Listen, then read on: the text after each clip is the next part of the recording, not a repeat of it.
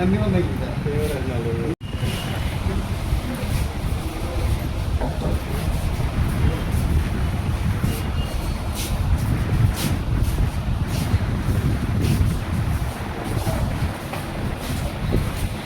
నమస్కారం.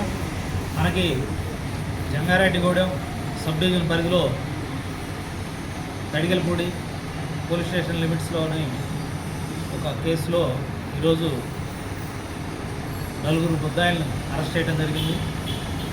ఈ కేసు ఏంటంటే రైతు వారీగా వాళ్ళ పొలాల్లో అంతర పంటగా వేసుకున్నటువంటి శ్రీగంధం చెట్లను మన మధ్యప్రదేశ్ నుంచి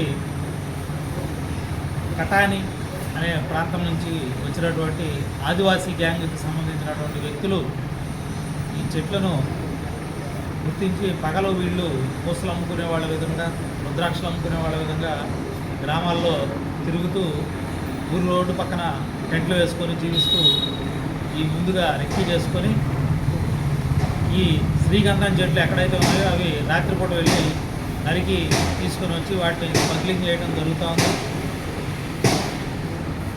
ఈ శ్రీగంధం చెట్లు నరకాలంటే మనకి ప్రత్యేకంగా ఫారెస్ట్ డిపార్ట్మెంట్ వారి పర్మిషన్ అవసరం అవుతుంది. అలాంటి పర్మిషన్లు ఏమీ లేకుండానే రైతులకు తెలియకుండానే అర్ధరాత్రి కూడా వీళ్ళు దొంగతనంగా రైతుల పొలాల్లోకి వెళ్ళి రైతులకు తెలియకుండా ఈ చెట్లు నరుకొని తీసుకొని వెళ్ళటం జరుగుతోంది. ఇట్లా తీసుకొని వెళ్ళే క్రమంలో ఈరోజు తడిగలపూడి ఎస్ఐ గారు వారిని చెక్ చేసి అందులో 4 ముద్దాయిల్ని ఈరోజు అరెస్ట్ చేయడం జరిగింది. వీరు గతంలో ఈ తడిగలపూడి లిమిట్స్లోని రత్నగిరి గ్రామంలో ఒక రైతు పొలంలో ఈ చెట్లు నరికే సందర్భంలో రైతు అడ్డం వస్తే అతన్ని బెదిరించేసి అతని దగ్గర ఉన్నటువంటి గొలుసు కూడా దొంగతనం చేసి అతన్ని బెదిరించి పంపించేసి ఈ శ్రీగంధం మొక్కలు సంబంధించిన మొద్దులు తీసుకొని పారిపోవడం జరిగింది. ఈరోజు ఆ మొద్దులతో పాటుగా రైతు దగ్గర నుంచి కొట్టేసినటువంటి గొలుసులు కూడా రికవర్ చేయడం జరిగింది. అలాగే వీరు నరకటానికి ఉపయోగించే పనిముట్లు ఈ గొడ్డలి అలాగే రంపాలు ఇవన్నీ కూడా రికవరీ చేయడం జరిగింది.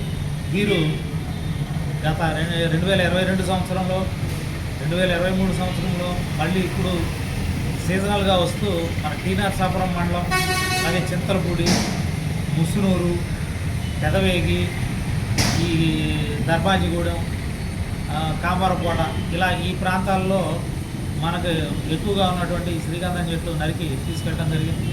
వీళ్ళందరినీ కూడా ఎస్పీ గారు ఈ శ్రీగంధం చెట్ల గురించి ఒక ప్రత్యేక టాస్క్ ఫోర్స్గా వేసి ఏర్పాటు చేసిన సందర్భంలో జంగారెడ్డిగూడెం సిఐ గారు, చింతలపూడి తడిగలపూడి ఎస్ఐ గారు వీళ్ళందరూ కలిసి ఒక ప్రత్యేక టీంగా ఏర్పడి ప్రత్యేక నిఘా ఉంచి ఈరోజు ఈ ముద్దాయిలను అరెస్ట్ చేయడం జరిగింది. వీరిని రిమాండ్ నిమిత్తం చింతలపూడి కోర్టుకు తరలించడం జరుగుతుంది. Thank you.